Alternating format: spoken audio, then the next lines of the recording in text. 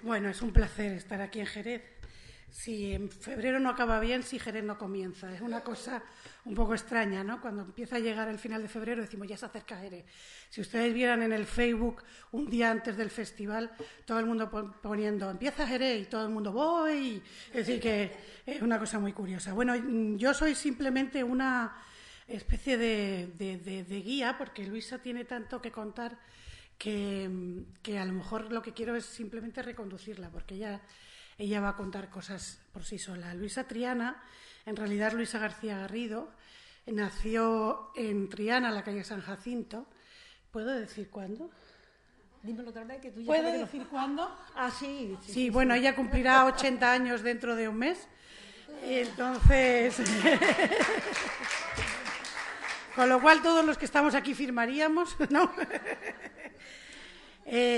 Luisa es hija del bailaor Antonio Triana, que no nació en Triana, nació en la calle San Luis de Sevilla, y no se puede comprender la vida de Luisa Triana sin contar un poquito antes cuál fue la vida de Antonio Triana, que fue quien originó que Luisa tuviera esta vida tan azarosa y tan aventurera y tan distinta a los flamencos de la época y de ahora. Yo le voy a pedir a la compañera que está arriba en la técnica que me ponga del primera carpeta, la primera foto. Eso es. Bueno, este es Antonio Triana. Era un bailaor sevillano, muy aventurero, porque ¿con cuántos años se fue tu padre por primera vez a Estados Unidos? Pues creo que tenía 17 o 18 años. Se apuntó en un barco para llegar a Nueva York, porque claro, la familia no podía pagarle un pasaje a América y tenía mucha ilusión con irse a América, y se puso a trabajar en este barco con la idea de llegar a Nueva York y escaparse. Se lo dijo a su padre que lo iba a hacer. La cosa es que Antonio Triana se baja del barco de Nueva York y se marcha directamente a las calles de Nueva York. Conoce a un barbero, ¿no? Un barbero sevillano que le estuvo ayudando y apoyando y guiándole para que encontrara trabajo, y enseguida empezó a trabajar porque, claro, él bailaba ya bastante bien. Y claro, él empieza a hacer su aventura americana y llega hasta Los Ángeles. Estamos hablando de los años veintitantos, recién estrenado el cine sonoro, ahora que estamos con The Artist, tan película que les recomiendo a todos ustedes, por cierto. Y recién estrenado el cine sonoro, y llega a Hollywood y llega a trabajar en Hollywood, ¿verdad, Luisa? En Hollywood estuvo trabajando y hizo la primera película de sonido, pero era un corto musical. Se llamaba La Mexicana. Era un corto musical y es el primer bailaor en la historia del flamenco que rueda una película musical, y sobre todo que rueda en Hollywood. Pero este señor, que era el padre de Luisa y era así de guapo, y ¿me pones la otra siguiente, por favor? Bueno, esta foto es con la Kika, ¿verdad? Esto es con la Kika, cuando él estaba estudiando con Otero. Y él y la Kika, Otero hizo una pareja de ellos, le decían pareja miniatura. Miniatura. Eso fue en Sevilla, cuando todavía no había decidido irse a Estados Unidos. Estudiaba con el maestro Otero, el que murió, como ustedes saben, cuando tenía un estanco de tabaco y lo asaltaron y murió en el asalto del estanco de tabaco. Bueno, pues el maestro Otero, que es de quien escribió el libro de 1912 de bailes, del Tratado de Baile, el de Otero, enseñaba a Antonio Triana. La siguiente foto, por favor. Bueno, entonces vamos a dejar esa foto ahí porque esa foto es histórica, pero la vamos a dejar ahí. Antonio Triana, que era un señor muy guapo y muy enamoradizo, se enamora de una americana, ¿verdad, Luisa? Una americana, sí, se casan, pero eran menores de edad y los padres anularon el matrimonio. Y al anular el matrimonio se dan cuenta de que este señor es prófugo, porque claro, en donde aparecía Antonio García Matos, resulta que no había sido como se había casado, él se había casado como Antonio Triana. Entonces le dice, mire usted que este señor está prófugo, está ilegalmente en Estados Unidos. Tiene usted que volver o no puede usted volver a pisar a Estados Unidos. Entonces se vuelve a Sevilla. Sí, mi padre, antes que lo deportaran y hubiera ningún problema, cogió el camino, ya había trabajado mucho, había ganado dinero y pudo volver a España y a Sevilla pues en buenas condiciones. En buenas condiciones. Para los que tienen más de 50, que es una edad fantástica.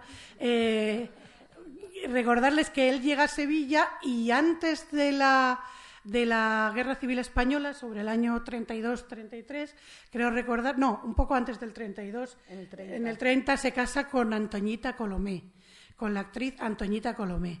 Pero el padre de Antoñita Colomé obliga a anular el matrimonio, ¿no? Bueno. No, lo que ocurrió fue que Antoñita y mi padre desaparecieron un fin de semana. Claro, cuando volvieron, pues entonces los padres empezaron la presión de que eso... Bueno, mi abuelo decía, yo tengo gargos, el que tenga liebre, que la recoja. Pero de todas maneras se acabaron casándose, pero no era un matrimonio de eso con un noviazgo normal. No. Y al poco tiempo conoció a mi madre.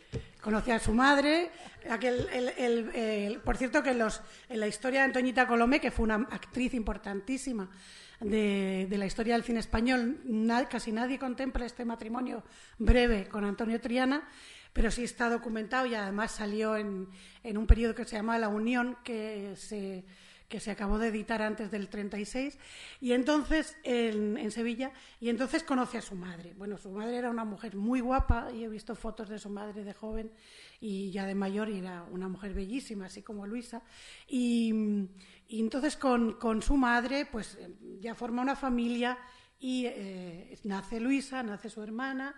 Y entonces, bueno, ocurre que en el 36 empiezan a suceder cosas en España y tu padre... Sí, estaba en Madrid. Estabais ya en Madrid actuando, ¿no? Sí, estaba tu padre en Madrid. Estaba con la compañía de Velasco y actuaba en 2 teatros a la par cuando estalló esto, el principio de la guerra, que no era una guerra anunciada, al principio era un tiroteo por aquí, tiroteo por allá, y era ya peligroso salir a la calle, y poco a poquito se fue recogiendo, pero también cualquier hombre que tenía más de 14 años tenía que estar ya iniciado en esto, y le dieron un uniforme y un fusil, y le dieron un puesto para vigilar, y él no sabía ni usar el fusil. El fusil o el rifle, ¿cómo sería? El fusil mismo.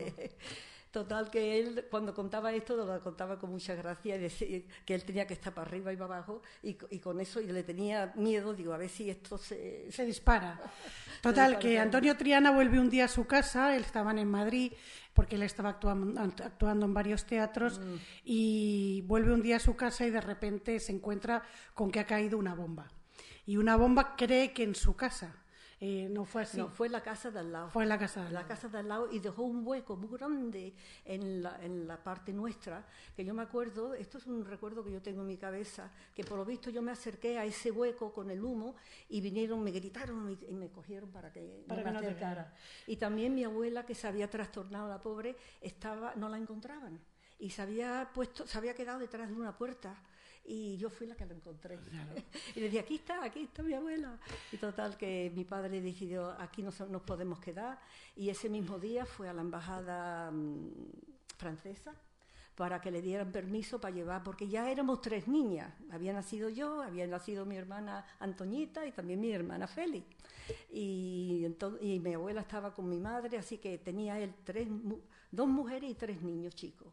Y cogió una documentación para poder salir de España, pero cuando llegamos a Valencia habían bombardeado los rieles y ya no se podía continuar. Y no me acuerdo exactamente cómo, pero tuvimos que seguir hasta llegar a Barcelona, y en Barcelona ya... Bueno, en Valencia tu padre tuvo otro episodio, porque este hombre era muy curioso. En Valencia él no sabía cómo sacar un salvoconducto o algo parecido para pasar de la zona de guerra, y entonces se fue a ver a un capitán, ¿no? A ver si le podía bailar. Bueno, él preguntó, capitán, ¿no? ¿Dónde están los militares? Y entonces él fue y les bailó. Y preguntó quién podía ayudarle para sacar a estas niñas y estas señoras fuera de ese peligro. Y le dio un señor su tarjeta o le escribió un nombre y tal, y al día siguiente fue para que le diera el salvoconducto, pero cuando llegó a la oficina todo el mundo estaba muy inquieto, y es que le habían matado al hermano a este hombre, y él estaba tirado ahí encima de una mesa, estaba el hombre pues hecho polvo, Y mi padre lo contaba y decía, no sabía lo que hacer, pero cogió los papeles y los puso ahí y no dijo nada. Le dio un apretón así para que supiera que entendía. Y el hombre, sin levantar la cabeza, firmó los papeles y con eso pudimos salir. Bueno, ellos salen hacia Barcelona y ¿cuál es el destino? París. Y nos vamos a parar en París un momentito. Porque antes de llegar a París, tu padre ya había actuado con Pilar López, Con Pilar, y con Argentinita y con Falla. Y con De Falla. Con Había De estrenado Falla. El amor brujo 2 veces. Primero con la Argentinita y con Pilar, y después don Manuel De Falla lo invitó para que lo estrenara en Barcelona. Esta foto es de Pilar López, Argentinita, sí, y tu padre, y esto ya es en París. Eso ya es en París. Eso ya es sí. en París. Pero ya habían lo habían hecho en Madrid primero. En Madrid lo habían hecho primero, él no había estado quieto, o sea, él tenía ya en Madrid un nombre. Cuando llegan a París, Argentinita y Pilar López están en París. Y entonces se vuelve a juntar todo el elenco y actúan. Siguiente foto, por favor. Y actúan. Las fotos no las tenemos. Sí, bueno, es el mismo trío. El mismo trío. Vuelven a actuar en París y la familia se sitúa en París y es verdad que tiene mucho éxito en Bueno, París, es que ¿no? tuvo la suerte que Sol Huro, que era el empresario más importante de aquella época, los que traían los ballets de Los ballets de Rusia, Aguilef, los ballets rusos. los vio actuar y se los llevó en una gira por América y por ahí. Y tuvieron muchísimo éxito y volvieron a París para formar un nuevo programa. Y cuando volvió a París, mi padre se dio cuenta que París también se estaba preparando para la guerra. Su padre vio que las Los farolas le estaban pintando de negro, sí, y que había sacos terreros y empezó a horrorizarse. Había salido de la guerra de España y se iba a meter en otra guerra y entonces empezó a movilizarse de nuevo porque quería irse. Como tenía contactos en Estados Unidos y Sol Hurok les había invitado también, y Argentinita tenía una gira por Sudamérica, empezando en Argentina. Bueno, pues la gira empezaba, no sé exactamente, pero era por toda Sudamérica. Lo que pasa es que cuando llegamos a Buenos Aires... Espera, que entonces, antes de llegar a Buenos Aires, su padre dice a su madre, mira, yo me voy a llevar a la mayor, sí, que es Luisa, y luego os venís vosotros para allá, la abuela, las otras 2 niñas y tú. Bueno, pues esta historia familiar se monta así por la necesidad de empezar a llevarse a los hijos a donde iba el padre de familia, ¿no? La cosa es que esto es muy importante porque la familia nunca más volverá a reunirse. No. 14 años pasaron. 14 años pasó antes de que Luisa vio de nuevo a su madre, pero en realidad la familia no volvió a vivir junta nunca más. Ni el padre y la madre volvieron a vivir juntos. Estas son cosas que pasan cuando hay conflictos, cuando hay guerras, cuando hay esas separaciones. Entonces, Antonio Triana coge a su hija Luisa. Yo era la mayor. Tú eras la mayor. Se va con la trupe de Argentinita y llegáis a Buenos Aires. Llegamos a Buenos Aires. En Buenos Aires, cuando Argentinita me presentó a mí. Entonces, en Buenos Aires, ¿en dónde fue? ¿En el Teatro Colón? No, en Odeón. En el Teatro Odeón. Odeón, sí. El teatro. Vamos a poner la siguiente foto a ver si vemos alguna otra. No sé si está en esta serie. No, creo pero... que en esta serie no está. No. Foto es muy importante. Sí. Miren, esta foto, aunque es que las fotos las ha traído Luisa, las acabo yo de ver, pero aunque no vayan cronológicas, pero es muy importante que ustedes la vean. Esta foto es, el que está de espectro es Antonio Triana. El que está haciendo de Carmelo es Miguel de Molina. Sí. Está ahí Manuel de Falla y la que está haciendo de Candela es Laura Santelmo. Esa es la primera vez que hace Antonio Triana el amor brujo. Luego él haría de Carmelo, porque en esa está haciendo de espectro. La siguiente foto, por favor. Bueno, esto ya estamos en California, en Hollywood. Entonces, hay en París, Luisa Triana tiene 6 o 7 años, Luisa. En París, sí. No, perdón, en Buenos Aires. Pues 6 o 7, sí. 6 o 7 años. Era el 38. El 38, 1938, y Argentinita, que era así, le dice, ¿tú quieres bailar? Estaban en el Teatro Odeón y dice, ¿tú quieres bailar? Y ella, que tiene 7 o 8 años, que tiene la inconsciencia de los 7 o 8 años, dice, yo sí. ¿Y entonces qué pasa, Luisa? En la estampa del Café de Chinita me sacó a bailar, que eso vendrá en la próxima serie de Y fotos. entonces, ¿qué te hizo? ¿Qué te puso? Ella cogió una enagua y la remangó, me la amarró atrás, luego cogió un mantoncillo, me lo lió y tapó, y parecía yo que tenía un traje de baile. Los zapatitos no se veían. No se veían. Bueno, ella sigue viviendo con su padre, con Argentinita y con Pilar López y todo el elenco que entonces llegaban, y al cabo de un tiempo llegan a Nueva York. Y llegan a Nueva York porque tienen una serie de contratos en Nueva York. Pero a poco de llegar se pone enferma Encarnación, ¿no? No, Argentinita se enfermó en Buenos Aires. En Buenos Aires. Y estuvimos en Buenos Aires una temporada larga. Y llegando a Nueva York fue cuando Hugh le preguntó a mi padre si había otra bailarina para poder sustituir a Argentinita, porque él ya sabía que no podía fiarse de su salud. Bueno, Argentinita estaba muy mal. Argentinita muere en el 46. No, el 46, 46. No sé cuándo murió, pero y a poco tiempo. 5 años. Sí. Y dice Hugh Rock, que era el todopoderoso de los agentes de danza y de baile de Nueva York. Oye, Antonio, ¿quién hay? ¿Quién hay por ahí? ¿Quién has visto tú por ahí que pueda ser tu pareja para bailar en lo que nos queda de gira, que es bastante y tal? Y le dice Antonio Triana, pues yo he visto una gitana en México y en Buenos Aires. Estaba en México, que está muy bien. ¿Y cómo se llama? Pues se llama Carmen Amaya. Y fue entonces a México para verla. Eso es. Y la trajo a Nueva York. Entonces, Hugh trae a Carmen Amaya, pero entonces los espectáculos de flamenco no eran solo de flamenco, eran de flamenco, danza española, e incluso se incluían también danzas del mundo, porque se bailaban danzas peruanas y otro tipo de danza. Y entonces, claro, Carmen Amaya era un Carmen Amaya. Nada más que flamenco. Entonces, flamenco, y su padre se encerró con ella durante un tiempo, ¿no?, para enseñarle. Casi 6 meses. Y durante ese tiempo estuvo Carmen trabajando en una sala de fiesta que se llamaba el Chateau Madrid, en Nueva York. No, Chateau Madrid era. Chateau Madrid, sí. Sí, Chateau Madrid. Y estuvo ahí casi 6 meses mientras que él le enseñaba a las hermanas a bailar, fíjate tú, unas joyescas y unos bailes clásicos. Y claro, quedó bien. Y debutaron en el Carnegie Hall de Nueva York. De Nueva York. Y entonces Carmen Amaya y Antonio Triana pues debutan y empiezan a actuar en Estados Unidos, por todo Estados Unidos, y llegan a Los Ángeles. Y en Los Ángeles, digamos que se establecen. Y mi padre era el director de la compañía y el que lo dirigía todo. Por eso tenía el nombre el mismo tamaño de Carmen. De Carmen, tenía sí. la misma importancia. En Estados Unidos el tener el nombre del mismo tamaño es muy importante. Es decir, eso Angelita sabe un poco, ¿verdad, Angelita? Pero mi padre nunca volvió a España porque él creía que Franco iba a ser cuestión de 3 días. Y no fueron 3 días. Y nunca volvió. Bueno, mientras tanto se establecen en Hollywood, y entonces ocurre una cosa muy divertida en la vida de Luisa Triana. Bueno, ellos compran casa en Hollywood, Carmen Amaya también compra casa en Hollywood, allí había un ambiente flamenco, su padre se hace amigo de Gene Kelly, que iba a las timbas de cartas en con Gene casa, Kelly, ¿no? Sí. Y además tú luego haces películas con Gene Kelly. Yo hice una película con Gene Kelly que todavía se ve de vez en cuando, hay un pedacito de La Farruca por detrás de una conversación que él tiene con la actriz de la película. Charis, ¿no era? No, esa era Deborah Kerr. Pero hay una cosa antes, y es que sucede una historia. En Hollywood montaba sus películas Luis Buñuel. Entonces a Luis Buñuel el acento de los niños mexicanos no le gustaba, por alguna razón.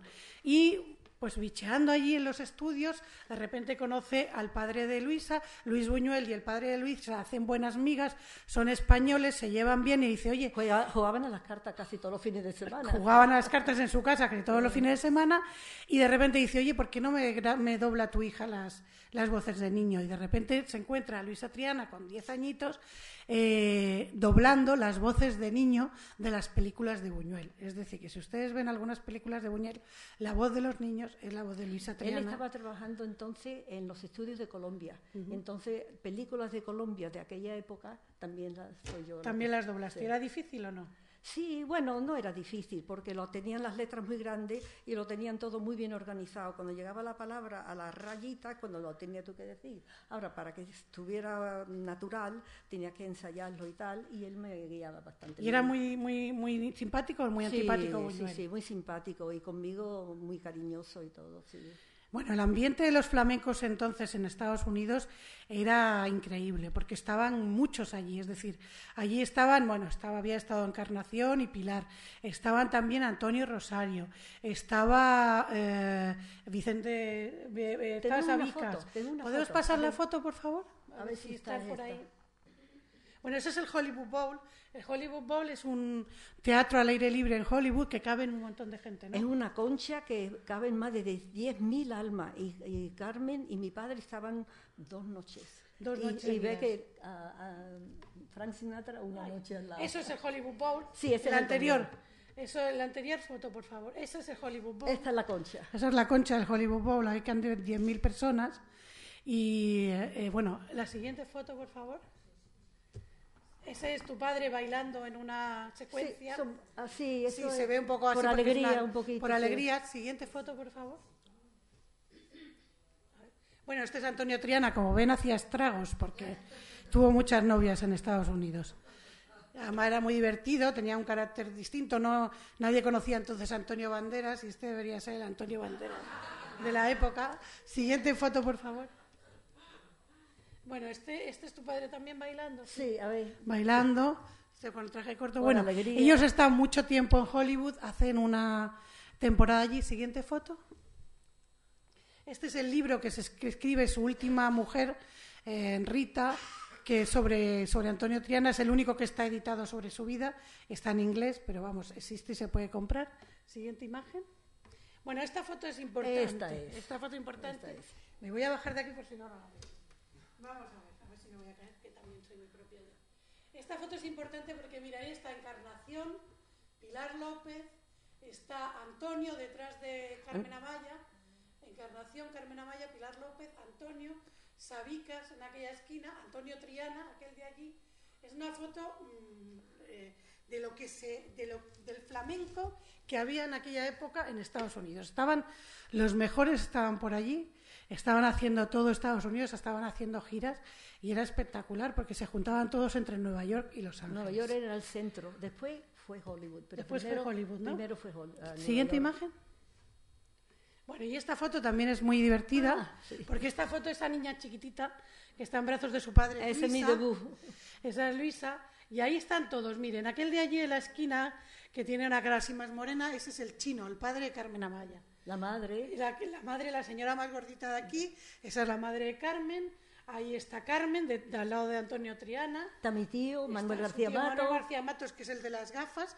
Manuel García Matos fue un músico y compositor flamenco que compuso muchísimas, ¿cómo se llama esto? Bandas sonoras para las películas de Hollywood. Y luego están las hermanas de Carmen. Y esa foto pues es... Y Paco, el hermano de Carmen, y Chata, Carmen. la esposa. Un ambiente increíble. Ese era el ambiente que viajaba con Carmen Amaya. Viajaba toda la familia con ellos. Pues ellos viven en Hollywood se empieza a desarrollar la carrera de Luisa, que Luisa empieza a bailar pues a las órdenes de su padre. Y siguiente imagen, por favor. Esto está fuera de orden. Esta es fuera de orden, pero es una foto interesante. Sí, esto es cuando se casó con Antoñita Colomé. Esta es la boda con Antoñita Colomé, que antes le decíamos, esta foto es bastante, como dicen algunos, inédita, pero no es, está en los años 30. La siguiente imagen. Y esto es... En Cuba, trabajando con mi padre. Sí. Ya Luisa empezó a trabajar con su padre con 16 años. Y ellos empiezan a hacer giras. Cab Calloway, ¿se llegó a conocer a Cab Calloway aquí? Muy poco, pero sí vale, era muy importante. Sí. Se codían con los mejores cantantes. Cuba entonces era un sitio donde había unos cabarets, unas salas de fiesta fantásticas. Y entonces pues allí hacéis temporada en Cuba, ¿no? Sí, bastante tiempo. Eso es. Y luego en México también hacéis temporada. Bueno, casi 5 años estuvimos allí, hicimos a películas, vino a Lola Flores. Hicimos una película con ella también. Y Juanito Valderrama, también actuaste con él. Sí, un espectáculo bastante. Y en el patio también estuvo Juanito con nosotros. La siguiente imagen. ¿Hemos acabado esta carpeta o hay más? Bueno, este es el del libro de Carmen y Antonio. Eso es un cuadro de Ruano Llopi, Carlos Ruano Llopi, que pintó a mi padre, y esa representa a Pilar López. A Pilar López, muy bien. ¿Y otra, por favor? No, vale. Bueno, esa es Luisa. Entonces, Luisa Triana empieza su carrera y bueno, ¿cuándo decidiste ir por tu cuenta? ¿Qué pasó? Esto es en Nueva York. Sí. Dímelo otra vez. ¿Cuándo decidiste ir por tu cuenta? ¿Qué pasó? Porque a ti te presentaron primero como Luisita Triana en Nueva York. En Nueva York, cuando era chica, vamos a ver. Pero yo ya tenía 16 años, estaba con mi padre y me salió un contrato para ir al Chateau Madrid, En Nueva donde York. había trabajado Carmen Amaya, y yo fui con mucho gusto a Nueva York, y de ahí me salió otro contrato para hacer el Carnegie Hall, y me tocó la guitarra Mario Escudero, y estuve en Nueva York una temporada larga.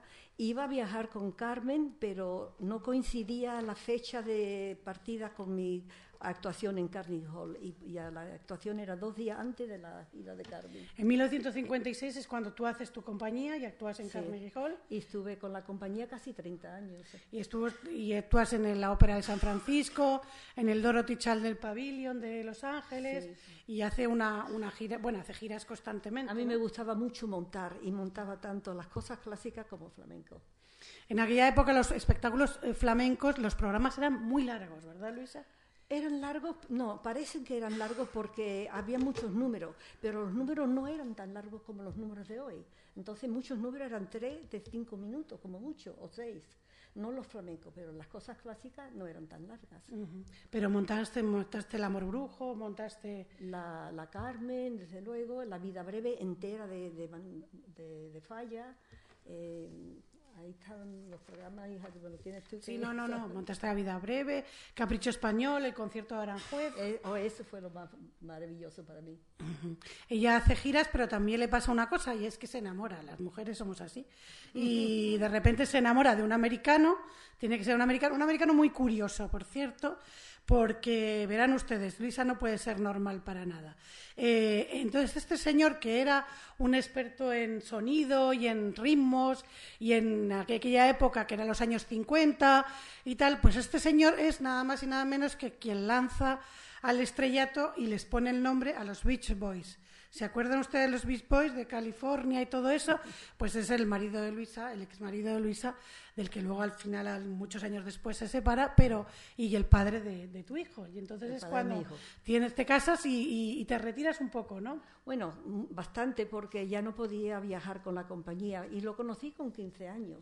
No nos casamos hasta que tenía 25, porque estaba yo de gira con mi padre, pero una vez que me casé, pues enseguida nació mi hijo, y claro, la cosa materna pues flota y lleva toda mi vida. Sí. Ella sigue viviendo en Los Ángeles hasta que un día su marido, por razones profesionales, decide irse a Las Vegas. Qué horror, Luisa, en aquella época, ¿no? En aquella época sí, aquella época yo no quería ir a Las Vegas, pero era necesario porque él tenía su madre allí y era una cosa muy especial para él a poder ir en esa época. Pero Las Vegas era la ciudad de la perdición, como todo el mundo Bueno, hasta cierto punto. Los casinos eran muy grandes y los escenarios eran muy buenos y había mucho dinero y pagaban muy bien, muy bien. Y yo hice una producción, pero la mía yo lo hice tal como totalmente auténtica. Lo que sí hice fue para iniciar la presentación, que me lo hicieran con orquesta.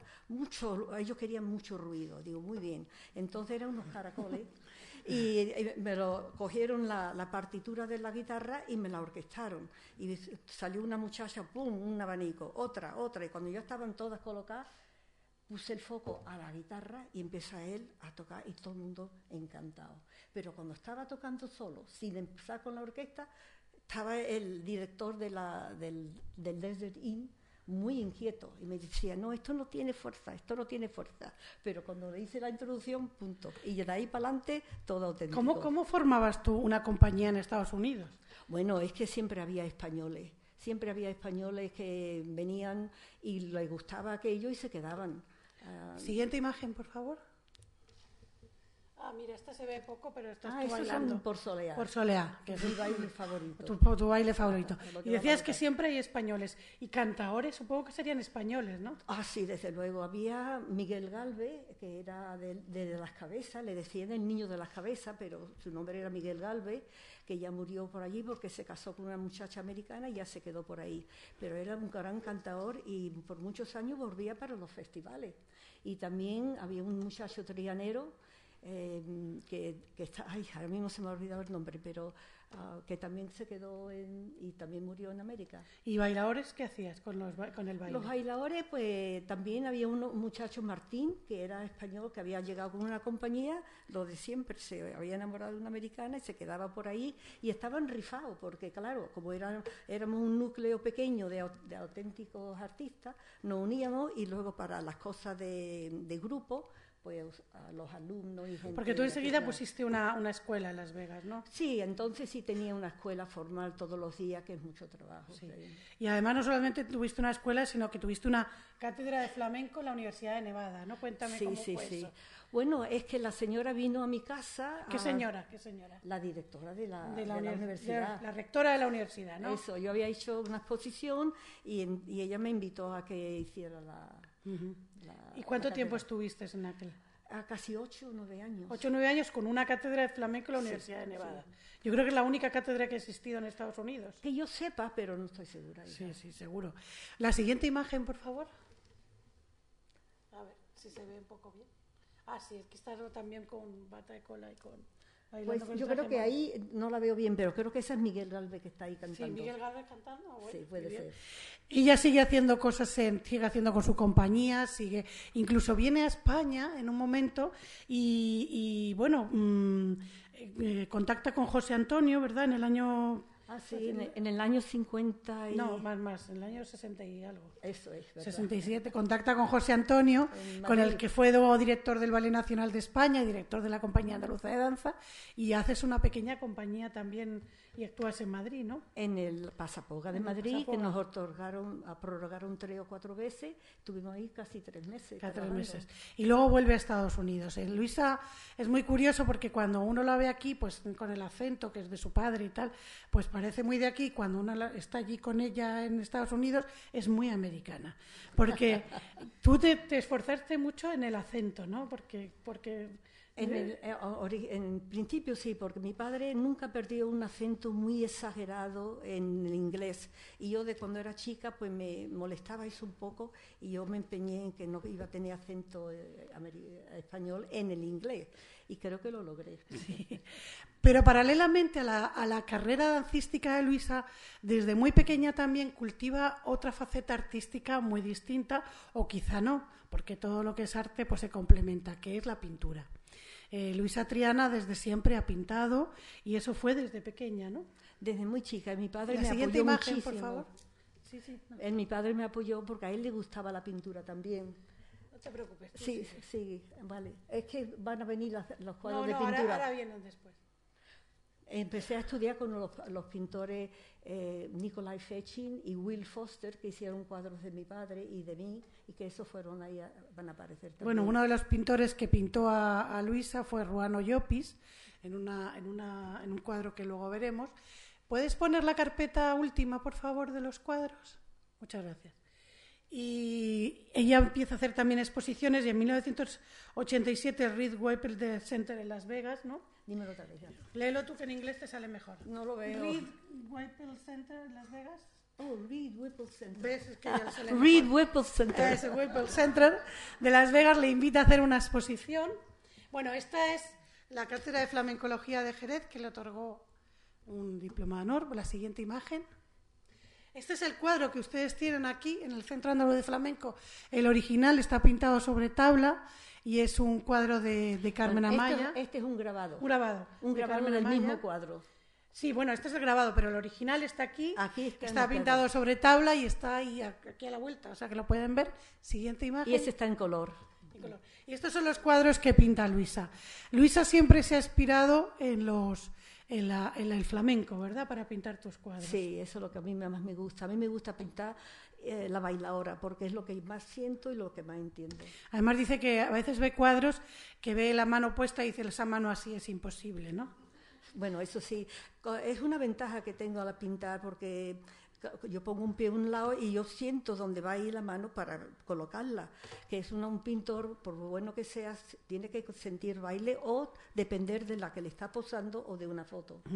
En 1990 Luisa se retira del baile porque se viene a Sevilla a vivir, vuelve a Triana, inicia una etapa nueva de su vida y además le hace una exposición, la declaran Trianera del Año y luego, pues en 1997 recibe el premio que ustedes han visto nacional de Bellas Artes de la Cátedra de Flamencología. ¿Puedes poner la siguiente imagen? Esas son la muñeca de Luisa haciendo un dibujo a carboncillo, que ustedes saben el trazo es lo más importante en un pintor, siempre dicen que lo más difícil es tener la muñeca para... Ese cuadro yo siempre le he dicho mi garabato, pero le gusta mucho a la gente y total que le he puesto su marco y para adelante. Ella vive desde 1990 en Triana, ha vuelto a su origen, hace viajes para ver a sus hijos, a sus nietos y a su bisnieto. Bisnieto, ahora ella es bisabuela. Y bueno, pues de tu carrera, si vuelves la vista atrás, ¿quitarías algo? Si vuelves la vista atrás en tu carrera, ¿quitarías algo? No, a mí me ha gustado, he aprendido algo de todo lo que me ha pasado. Me hubiera gustado volver a España un poquito antes, cuando todavía la rodilla y todo funcionaba, pero aparte de eso, yo no cambiaría nada, no. Oye, ¿cómo era Carmen Amaya? Porque esto es una curiosidad que seguro que hay en la mente de mucha gente. Carmen Amaya era muy cariñosa y muy, muy sencilla. Eso para mí fue una cosa muy importante, porque cuando yo fui a Nueva York solita, ya tenía 22 años, ella me recogió como si fuera familia, se acordaba de mí cuando yo era niña, y ella estaba muy feliz casada con Agüero. Con Agüero. Sí. Y tanto así que una vez me enseñó la camisa que ella la había lavado y planchado. O sea que era una mujer totalmente sencilla y muy generosa. Y también coincidiste con Vicente Escudero, ¿no? Sí, coincidíamos en el mismo estudio donde ensayaba.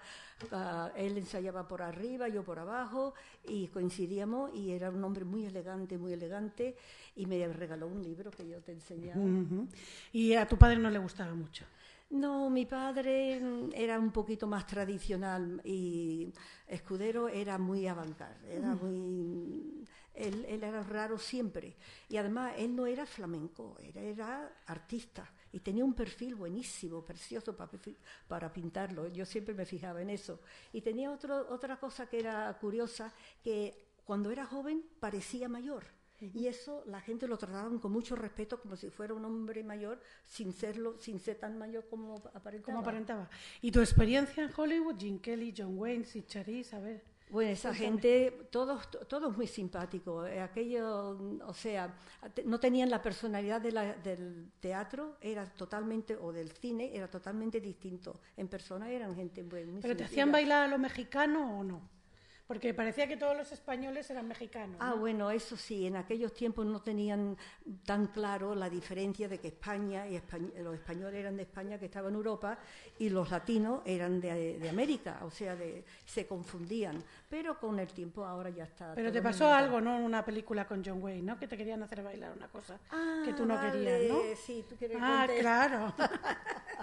Bueno, habíamos ensayado creo que era tiento, tango, una cosa, y me habían contratado para bailar eso, ¿vale? Ahora, viene el director y empieza a mirar toda la escena y me dice que antes que me monte en el escenario, que me pusiera por el suelo, me pusiera yo arrastrando, y había un tejano, un americano con unas patas muy largas, y por medio de las patas iba a salir y correr y luego saltar y poner, y digo, no, yo no hago eso. Y dijo, ¿cómo se le dice que no a un director? Yo, no, a mí me contrataron para bailar mi baile y yo le bailo mi baile. Total, que luego fueron y vinieron y me dijeron, bueno, ¿y si viene este muchacho y te da un beso y tú le das una bofetada y tal? Digo, no, yo voy a bailar. Yo el baile. Y después se van y se ponen a hablar otra vez y luego vienen y dice, bueno, ¿y puede venir un señor con un caballo y que te coja del... Digo, Bueno, eso sí, está bien. Lo del caballo sí, ¿no? Entonces dice, bueno, pues vamos a ensayarlo. Digo, vale. Y me monté encima de... Habían puesto el escenario como si fuera una carroza que se había caído y encima habían puesto el piso. Sí, ¿no? Sí, un coche de esos. Eso. Una carreta de la una del oeste. carreta, una carreta. Una carreta. Total. Y ahí me monto, pero yo no sabía que ya lo tenían preparado. Y vino el caballista, pero rapidísimamente, antes que yo me pusiera a bailar, ¡pum!, me cogió. Y porque por lo visto era peligroso y yo no lo sabía que era peligroso. Nada. Y si yo me pongo a tratar de ayudarlo, pues lo estropeo todo. Total, vino, me cogió y eso es lo que se ve con John Lennon. Los cientos se quedaron en el aire. Los cientos no se vieron, pero a Luisa volando con un caballo sí. Oye, Luisa, esta es la imagen de ella pintando. Pero ese es mi tío. Es pintando al maestro García Matos. Sí, maestro García Matos también se exilió, volvió en los años 80 de Estados Unidos y murió en Alcalá de Guadaira. Y allí han hecho una exposición sobre su vida y su historia. Mi tío era casi como un padre para mí. Sí, porque viviste prácticamente con tu padre y con tu tío. Y mi tío en América, sí. Porque la familia ya una vez que ya no se volvió a juntar después de la... Oye, cuando volviste a España en el año 90 y te encontraste el flamenco, ¿cómo lo viste? En el 90 sí. A mí me gustaba mucho, yo estaba encantada. Porque además la tradición... estaba la tradición de la coreografía. Eso es en su casa en Las Vegas con su tío y esta chica no sé quién es, Luisa. ¿Esa es mi sobrina? Tu sobrina. Esa. Hija de eso, bueno, nieta de mi tío, Carmencita. Esa era la casa de Las Vegas. Sí. Pues, ¿y cómo encontraste el flamenco en el año 90? Pues a mí me gustaba mucho, la verdad. Y la estructura clásica de los bailes parece que se respetaba más. Y hoy en día pues lo cambian mucho, que está muy bien, porque la técnica de hoy desde luego es superior a todo. Es una técnica maravillosa y tenemos unos artistas muy buenos. Pero no están siempre respetando la estructura y entonces la diferencia entre una soleá y un tiento, un tango y otro, no hay tanta. Hacen la primera letra y ya estamos por bulería. Y la bulería es la bulería, pero una soleá, a mí me gusta que sea soleá de principio hasta el final. Porque tu palo favorito era la soleá, ¿no? Para mí sí. Y la seguidilla también me gustaba mucho, pero la soleá era lo mío. Y luego Luisa quiere reivindicar una cosa muy curiosa que hemos descubierto viendo programas, y es el tema del zapateado de Sarasate. ¿Te acuerdas lo del zapateado? Ah, sí. Bueno, mi padre lo estrenó en el año 38. Eso es. Se le atribuye a Antonio Ruiz Soler, pero sin embargo no es así, porque hay Antonio hizo miles de cosas maravillosas, pero no precisamente el zapateado. Fue el primero porque hay un programa donde Antonio Triana baila ya este zapateado, que además lo ensayó en un barco, me parece, ¿no? Bueno, lo tuvo que ensayar en el barco también porque se tardaba mucho y entonces no se podía estar sin bailar. Pero él lo montó en Buenos Aires cuando estaba Argentinita Mala. Durante esa temporada Carmen, Argentinita, Pilar y mi padre y yo estábamos pues 6 meses casi en Buenos Aires. Y durante esa época Pilar y mi padre daban conciertos mientras que se recuperaba la Argentinita. Y ahí montó el polo de Albéniz y el zapateado, que fueron unos números muy fuertes. Y en el 38 en Nueva York tengo la crítica, luego en el 40 y en el 42. En el 38, además, Antonio Ruiz Soler tenía 13 años. Es decir, que era imposible que hubiera montado el zapateado. Nació en el 25, pues imagínense. Pero Antonio hizo su propia creación. Es su propia creación, pero la mi padre sí fue primero. Sí, fue primera. Bueno, y Encarnación, ¿te acuerdas de ella, de Encarnación López, de Argentinita? Sí, yo me acuerdo de ella. Ella tenía un sentido de humor y ella como que le gustaba más la criatura que Pilar. ¿Le gustaba más? Sí, ella era la que me vestía y la que me jugaba un poquito. Pero conmigo, Pilar era más seria, ¿no? Más de San Sebastián. Bueno, eso ya... Es que Pilar nació en San Sebastián. Es decir, que no es que sea ninguna cosa, es que nació allí. Bueno, yo creo que ustedes se han dado cuenta que la vida de Luisa Triana tiene también otros muchos resquicios. Yo intento sacarle y que recuerde lo más posible. Si alguien se ha quedado con alguna curiosidad a lo largo de la charla, es el momento ahora en que lo diga, porque aquí está Luisa y se lo puede aclarar. Si alguien quiere alguna curiosidad, alguna pregunta, pues encantados, ¿no, Luisa? Porque sí, lo que sea. A ver. Ahí ha salido una imagen Sí. de Antonio Fernández Montoya el Farruco. Sí. ¿Qué podías contar de él? De Farruco, ¿qué te acuerdas de Farruco? Porque ha salido el cuadro de Farruco que tú has pintado. Ah, el cuadro.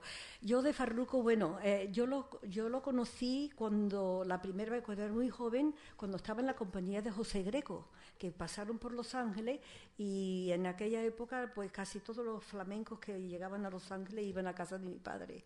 Y lo conocí, era muy joven, muy guapo, unos ojos verdes increíbles, y cuando yo volví a España yo no llegué a tener contacto con él, pero yo tenía ese recuerdo y lo pinté. Yo es que verá usted, yo estaba en Sevilla el año 57 porque mi abuela era de Triana de la calle Castilla. Anda. Era flamenca. Y yo ingresé a la Telefónica en la calle Oriente y yo comía y cenaba en casa de mi abuela, me iba a la pensión, me vestía y me iba precisamente al Guajiro, que es donde estaba él. Y estaba en Chocolate y estaba ese gran cantador de esta preciosa y maravillosa ciudad que es reina, madre, dueña y señora del vino y el cante flamenco que es Jerez de la Frontera, que era el Sordera. Amén. Sí. Esa pequeña historia al baño. Y llevo el flamenco desde que tenía 2 años. Y me vine a esta gran ciudad, la cuna del canto. Sí, usted se refiere a la época en que estaban también los bolecos. Los bolecos estaban en Vaya. el Guajiro, que era Matilde Coral, gran- Rafael el Negro y Curro y Farruco, y le tocaban las letras que según Matilde Coral eran letras de los poetas de Miguel Hernández, de Luis Cernuda, y venía la censura y le decían, ¿y estas letras, señora? Y decía Matilde, populares, populares. Porque claro, si no decían populares, pues le ponían una multa. Cuando yo estaba en sacrante. el Pasapoga, Matilde Coral estaba también en Madrid. Estaba también en Sí, Madrid en el tablado de Pastor Imperio. Eso. Sí, Samay. Me han entrado muchas ganas de hacerte muchas preguntas de todas las cosas, que me ha entrado mucha curiosidad de hacerte muchas preguntas, pero he entendido que tú volviste a España por primera vez cuando estuviste en Pasapógano, Sí. San Antonio, que fue en el año 60, 67, 68. Mi hijo tenía 12 años, eso es lo que sí me acuerdo. porque dejaste allí familia y te viniste a trabajar. No, yo vine con 68, 1968. 1968. Sí, 1968. ¿Te volviste de nuevo a América? sí, porque yo todavía estaba casada. Mi marido me dio permiso 6 meses para venir a España, ahora que me quedé un año. Ella venía a España a reciclarse. Ella siempre decía Sí, que venía a España en a América reciclarse. no se puede uno quedar sin volver a España a reciclarse, porque el gusto y el arte está aquí, allí se puede trabajar, se puede ganar dinero, y en la situación de Carmen, que está rodeada con su familia, mantiene muy bien el ambiente, pero de todas maneras hay que volver aquí. Nada más las discusiones, nada más que escuchar en un bar la gente hablando, eso te dice cómo hay que actuar. No es solamente la técnica con los pies, es el ambiente de los españoles, de los andaluces. Bueno, ¿y ahora tú sigues dando clase o no?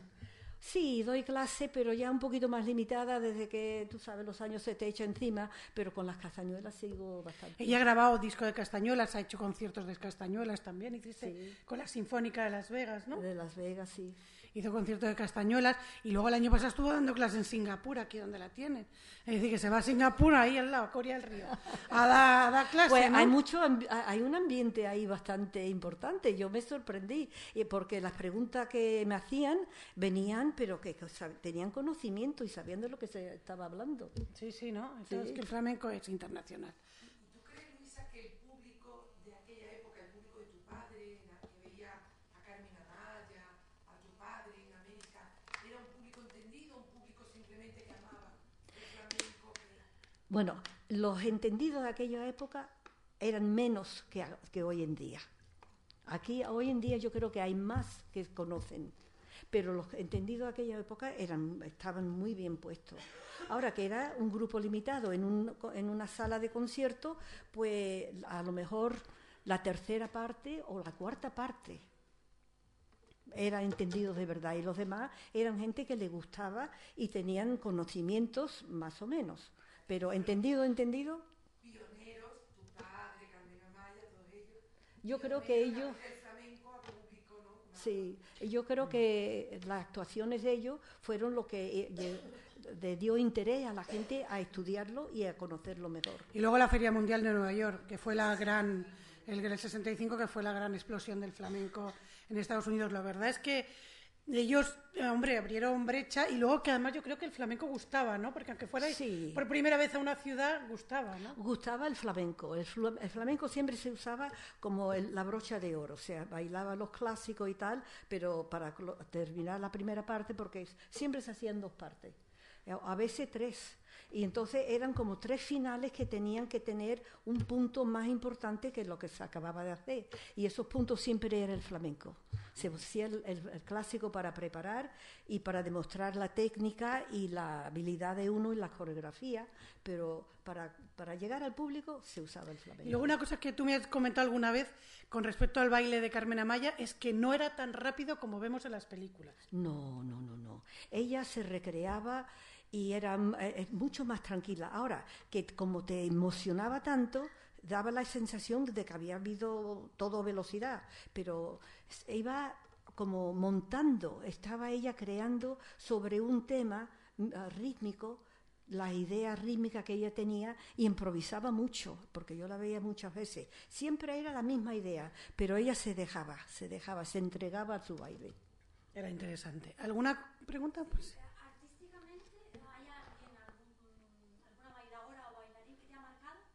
Dímelo otra vez, que no oigo bien. Artísticamente, ¿quién te ha marcado? ¿Qué bailador o bailadora, aparte de tu padre? Yo creo que entre Argentinita y Carmen, eso fueron las influencias más importantes para mí, porque en esa época es cuando yo estaba buscando. Y tanto la Argentinita me gustaba a mí mucho porque era muy señorial en su presentación. Y Carmen es que te dejaba... Bueno, es que te destrozaba, Carmen. Entonces yo, entre esas 2, yo creo que ha sido la influencia más importante para mí. ¿Y los bailarines estadounidenses de otros géneros se interesaban por el baile flamenco, por tomar clases con vosotros? Sí, los bailarines eran los que más se entusiasmaban cuando veían el flamenco, porque al ser ya ellos profesionales, lo veían de otra manera que un público que no está preparado. ¿Quién, por ejemplo? ¿Te acuerdas de alguno? De los contemporáneos, ¿te acuerdas de alguno? ¿Alguno de la compañía de Martha Graham o de Merce Cunningham? Yo los nombres, tú No, sabes, se me se lo escapan. olvida. Se me escapa mucho. Pero estoy seguro que alguno habría de estos así. ¿Alguna pregunta más? ¿Y su madre ha terminado su vida? Ah, su madre. Su madre tuvo también una vida muy, muy estupenda. Mi madre, bueno, mi madre era mi madre, yo la quería muchísimo, y yo la volví a traer a España y estuvo en Barcelona hasta que murió. Ella había ido a América, vino a América por fin y estuvo muchos años en México, y luego me dijo una vez que dice, mira, yo no me quiero morir en América, yo quiero volver a España. Entonces yo tengo una hermana en Barcelona y la traje a Barcelona porque yo estaba casada y no podía quedarme en España todavía. Yo todavía tenía la ilusión de volver a España, pero eso era una cosa que no creí que se iba a cumplir. Total, traje a mi madre a España y se quedó en Barcelona, y ella creía que se iba a morir. Y nada, 19 años después. Murió con más de 90 años, murió con Sí. 90 y... Ella aquí estaba muy a tantos. gusto, y claro, al lado de su otra hija también fue importante, y los nietos y bisnietos que llegó a y conocer. bisnietos. Pero su hermana, la otra hermana de Luisa, murió en Minnesota no hace mucho tiempo. Sí, ella cantaba y tenía también aptitud para el teatro. Mi hermana Feli en Barcelona no, ella es muy de su casa y de su familia, pero Antoñita cantaba y bien, lo que pasa que no se dedicó a ello. No se dedicó. O sea, como ven aquí la familia, la diáspora de la guerra pues hace que la familia se disperse. Y la verdad es que su padre y su madre no volvieron a estar juntos, y fue Luisa un poco el nexo de unión del resto de esa familia, que las circunstancias de la vida pues la separó, y que hizo que Luisa tuviera pues la vida que hemos intentado transmitirles a ustedes, una vida llena de personajes que son ya parte de la historia del cine, del teatro y sobre todo del flamenco, y una vida dentro del flamenco muy atípica, porque además Luisa lo que sí siente es que como hizo su carrera en Estados Unidos, aquí no la conozcan tanto bailando y no la hayan visto bailar. Es como dice ella, antes de que su rodilla dijera Bueno, que estoy yo, ¿no? cuando fui a Madrid, para mí, con José Antonio, fue una cosa muy importante para volver a sentir las raíces bien. Porque y me entonces fue cuando me di cuenta que tenía que volver con más frecuencia.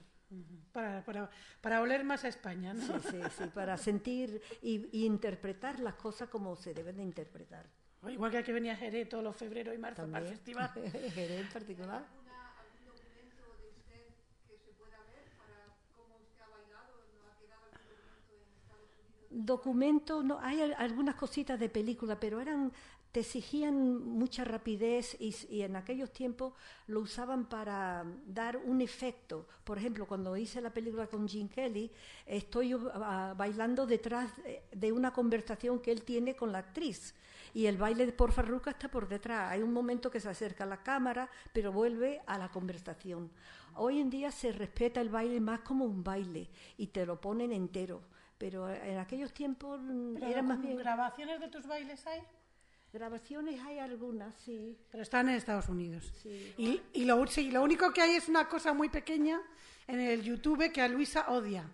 Que Luisa odia muchísimo, pero bueno, ya que está, eso, en YouTube hay un muy pequeño extracto de la malagueña que toca un pianista que se llamaba Liberance, muy famoso, Liberace, muy famoso en la época, y Luisa sale bailando en un par de momentos, pero a ella no le gusta nada, ¿verdad? No, es una cosa que monté ahí muy a la ligera. Para la televisión fue, ¿no? Sí, para la televisión, y pagaban muy bien, y yo estaba tratando de independizarme un poco, pero ese baile nunca lo había montado yo, lo tuve que montar así a la ligera para ese momento. Y digamos que el artista principal era el pianista, en ese caso no Sí, Luisa, sí, ¿no? sí. Por eso a ella no le gusta.